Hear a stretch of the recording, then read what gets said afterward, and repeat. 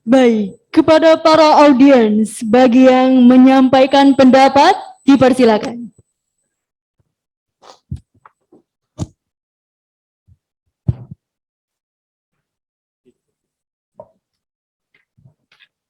Assalamualaikum warahmatullahi wabarakatuh. Yang kami hormati Mas Gus ya, Gus Muhaimin ya, Gus ya. Bapak-bapak, ibu-ibu, para petinggi PKB di Sumatera Selatan. Terima kasih Gus Muhaimin sudah membuat acara ini untuk mendengarkan. Gus, kami ini didengarkan saja udah gembira Gus.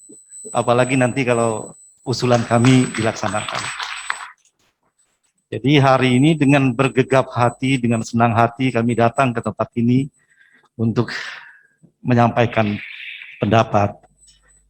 Dan saya oleh Kanda Ramlan diminta untuk menyampaikan beberapa hal soal kebudayaan di Sumatera Selatan. Dalam teori kita, dan kita selalu belajar teori bahwa politik, sosial, kebudayaan, ekonomi selalu saling terhubung atau interdependensi ya, antara satu dengan yang lain. Tapi kami merasa bahwa ketika kita membangun ekonomi, toh hanya ekonomi ansih, tapi budaya selalu tersingkirkan. Meskipun ada, tapi tidak terlalu diseriusi. Barangkali bukan cuma persoalan Sumatera Selatan, tapi persoalan di tempat lain. Di Sumatera Selatan jelas, Gus, bahwa dahulu secara sejarah ini punya latar belakang yang besar. Ada kerajaan Sriwijaya dan wilayahnya meliputi Semenanjung Melayu, Nusantara, dan sampai ke Madagaskar.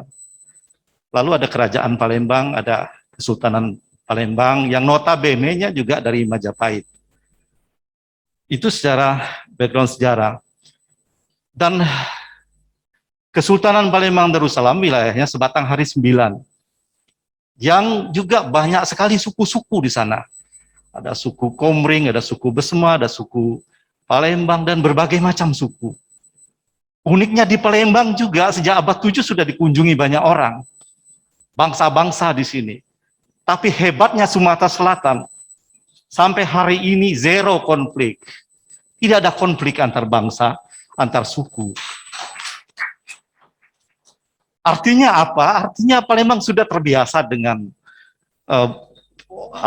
orang asing atau tidak biasa dengan perbedaan.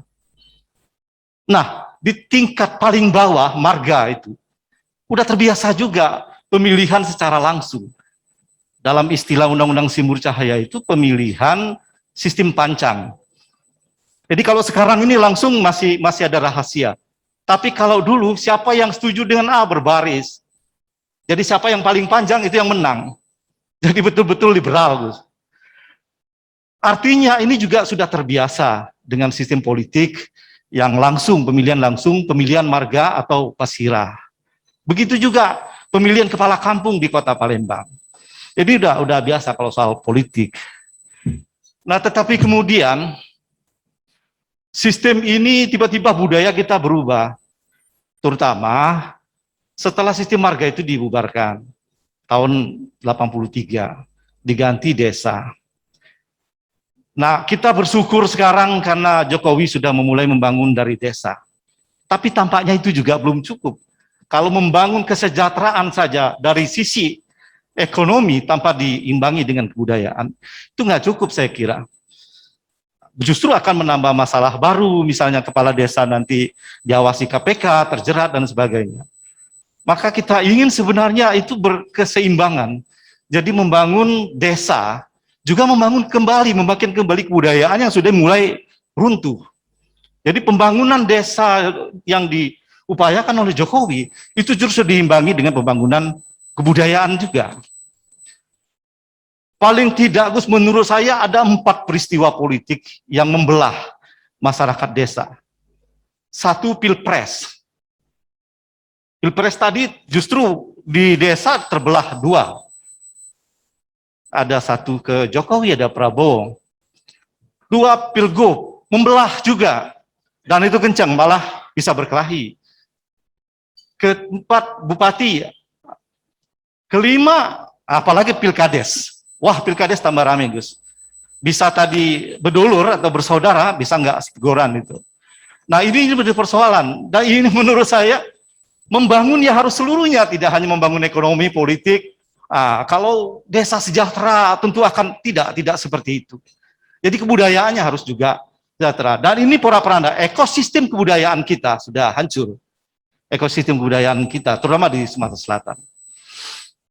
Saya mengamati sudah, untung misalnya Mendikbud sudah mulai menata ekosistem kebudayaan, tapi hanya terbatas pada kesenian. Kepada adat istiadat juga belum. Nah, di Undang-Undang Pemerintahan Desa ada adat misalnya, ada peraturan adat di tingkat desa. Nah, tapi tadi belum seimbang juga, karena pemerintahan desa itu belum menggantikan regulasi tentang adat rumah di Sumatera Selatan untuk menata ekosistem yang baik soal adat istiadat. Jadi ini juga menjadi penting. Dan saya bersyukur karena hari ini bicara sama PKB. Dan PKB sangat dengan kebudayaan itu sangat kompromi, ya.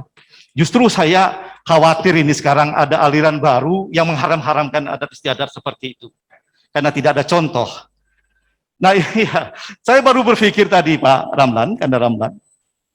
Saya harus ada gerakan kebudayaan, bukan cuma para kiai Ahlus Sunnah wal Jamaah saja untuk membendung itu. Tapi kalau itu muncul dan masuk ke desa-desa, saya khawatir sekali bahwa tidak ada kesenian lagi, tidak ada adat istiadat, tidak ada ritual-ritual yang justru dibawa oleh pendahulu kita, kompromi sekali dengan agama, dan itu masih pakai kerangka-kerangka tradisi. Kalau itu muncul, aliran yang baru ini yang lagi rame di YouTube ini, nah itu saya khawatir. Artinya saya berharap PKB dan Nahdlatul Ulama juga bisa memperjuangkan ini. Dan regulasi tadi, ini sangat penting bagi Sumatera Selatan, regulasi agar adat kita, ini kemarin itu sejak marga itu dibubarkan, ditunjuk saja kepala adat, tapi ketua adat maksud saya, tapi di SK-kan gubernur tapi tidak ada kewenangan. Nah, harusnya ada kewenangan. Ketua adat ada kewenangan untuk melaksanakan adat. Banyak masyarakat yang melanggar adat, Gus, tapi ketua adat tidak bisa berbuat apa-apa. Itu persoalannya. Jadi inilah masalah maksud saya. Kalau adat istiadat jalan, kebudayaan jalan, saya yakin itu ekonomi akan jalan dengan sendirinya juga. Karena masa lalu kita misalnya nilai dasar kita gotong royong itu dari adat istiadat. Saling tolong-menolong di antara sama kita. Dari adat istiadat semua. Inilah dasar, inilah modal sosial kita yang selama ini kita lupakan. Saya kira itu Gus tentang adat istiadat. Yang kedua ini usul konkret Gus. Kami ini berjuang sudah lama bahwa Kesultanan Palembang Darussalam itu meninggalkan banyak artefak. Baik yang berbentuk fisik maupun non-fisik. Non-fisik adalah nilai-nilai yang sekarang justru melekat dalam masyarakat Sumatera Selatan. Nilai-nilai Darussalam. Saya kira juga sepakat dengan NU juga Darussalam, mengatakan Indonesia Darussalam. Bukan Darul Islam, bukan Darul Islam, tapi Darussalam. Nah, ini banyak ditinggalkan oleh Kesultanan Palembang. Salah satunya adalah Benteng Kuto Besak. Benteng Kuto Besak itu benteng yang satu-satunya benteng yang dibangun oleh pribumi. Kami sudah berusaha dan masyarakat Palembang sangat membanggakan itu. Tapi sampai hari ini Benteng Kuto Besak tidak bisa dinikmati oleh masyarakat. Untuk kepentingan wisata tidak bisa karena dikuasai oleh TNI ya. Nah, saya kira ini aspirasi masyarakat Sumsel agar Gus juga bisa menyampaikan aspirasi ini kepada Presiden. Kami sangat berharap kalau Benteng Kuto Besak itu bisa dibebaskan atau bisa difungsikan sebagaimana fungsi-fungsi benteng-benteng di tempat lain. sehingga kebanggaan Sumatera Selatan yang dahulu ada Kesultanan Palembang Darussalam yang justru sekarang melekat pada kehidupan masyarakat dan nilai-nilainya menjadi way of life dari masyarakat Sumatera Selatan bisa pulih kembali. Itu dulu Gus. Terima kasih. Wassalamualaikum warahmatullahi wabarakatuh. Baik, saya sangat berbahagia sekali dan tentu banyak sekali substansi yang menjadi agenda kita berikutnya. Ini terutama saya baru ingat Sumatera Selatan memang dahsyat dalam soal menjaga kesatuan, persatuan, di mana kebinekaan di sana sangat nyata ya, dari berbagai suku agama dan golongan yang bermacam-macam, tapi memang kokoh. Jadi saya terima kasih tentu sama dari semua yang memberikan masukan-masukan yang sangat penting. Yang pertama dari yang saya hormati Pak Sultan Iskandar Mahmud Badarudin tadi, substansinya adalah meletakkan kekuatan adat dan budaya menjadi setidaknya politik kebijakan yang penting. Apakah itu undang-undang masyarakat adat segera disahkan atau perhatian serius kebijakan anggaran maupun kebijakan keberpihakan kepada masyarakat adat. Ini nyambung dengan apa yang disampaikan budayawan kita, Pak Febri Alintani tadi. Memang ini saatnya kesempatan kita juga sebetulnya mengevaluasi dan meletakkan substansi budaya dan adat di dalam mainstream pembangunan atau mainstream strategi pilihan pembangunan. Saya setuju tadi Pak Febri juga menyampaikan awalnya memang konsentrasi pembangunan ekonomi itu membuat ekonomi menjadi konsentrasi utama, yang lain ya minggir dulu, begitulah kira-kira. Tapi dalam kurun waktu yang panjang ternyata ekonomi juga belum berhasil. Di sisi yang lain, yang sektor lain terutama yang mainstream pada konsep dan teori budayanya malah terabaikan. Jadi ini namanya strategi yang terpecah-pecah. Makanya saya setuju sekali dengan gagasan untuk meletakkan budaya sebagai lokomotif atau mainstream, tidak terpisahkan dengan ekonomi, tidak terpisahkan dengan sosial, tidak terpisahkan dengan pembangunan lainnya. Karena memang ini menarik sekali dan belum ada yang berani ngambil ini sebetulnya. Di konsepnya ada, tapi di implementasinya memang saya sendiri menyaksikan bersama Pak Jokowi 6 tahun terakhir ini ya. Kadang-kadang kita tidak berdaya menghadapi arus ekonomi pasar global, arus ekonomi pasar, arus ekonomi pertumbuhan yang ya karena kalau nggak ke sana kita tergerus gitulah kira-kira, sehingga UKM dia standby dulu lah kita, yang penting mainstream ekonomi terselamatkan sehingga kita tunduk takluk kepada hukum ekonomi besar. Nah ini kalau ini berhasil tidak ada masalah, luar biasa. Untuk kemudian tahapan berikutnya kita tutup dengan skenario budaya, skenario yang lain. Tetapi ternyata ekonomi ketemu pandemi, ya sudah, ekonomi belum berhasil, yang lain terabaikan. Contohnya politik kompetisi kita ya, pilihan kepala daerah secara langsung itu secara politik substantif memang itu ujung dari demokrasi ya, pilihan langsung. Tapi budaya kita belum siap, mainstream perilaku politik kita, pendidikan politiknya masih rendah, sehingga politik pemilihan adalah politik uang. Uang yang bicara, bukan logika, bukan pendidikan politik, bukan kompetisi. Jadi orang yang cerdas berbudaya belum tentu menang, tapi orang yang berbudaya dan cerdas dan ditopang oleh seni politik yang pragmatis menang. Tapi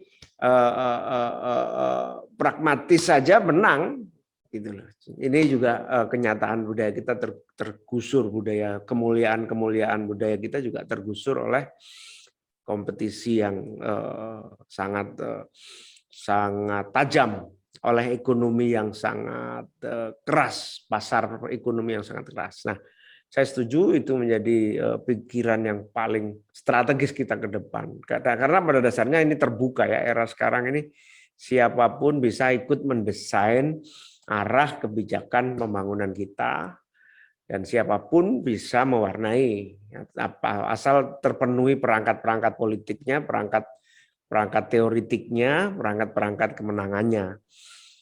Teorinya bagus, kalau politik yang kalah terus ya sudah. Ya, aktivis pasti kalah lah sama